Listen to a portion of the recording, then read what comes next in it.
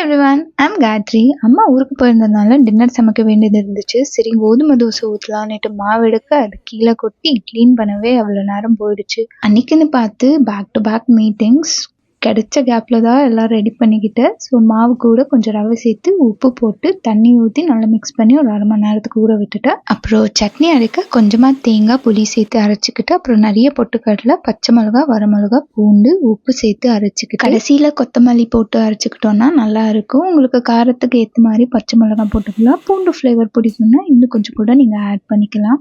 And dosa மாவு நல்லா ஊறி இருந்துச்சு. தோசை ஊற்றி சட்னியோட தொட்டு சாப்பிட்டாச்சு. இந்த காம்பினேஷன் நல்லா இருக்கும், ட்ரை பண்ணி பாருங்க. அன்னைக்கு மட்டும் எனக்கு கொஞ்சம் டிஃபிகல்ட் டாஸ்காக இருந்துச்சு ஆஃபீஸ் அண்ட் வீட்டு வேலை பேலன்ஸ் பண்ண. விமன் இந்த வீடியோ பார்க்குறவங்க நீங்கள் வீட்டை பார்த்துக்கிறவங்களாகட்டும் வேலைக்கு போகிறவங்களாகட்டும் வீட்டை பார்த்துக்கிட்டே வேலைக்கு போயிட்டு வரவங்களாகட்டும் லைஃப்பை ரொம்பவே அழகாக பேலன்ஸ் பண்ணுறீங்க.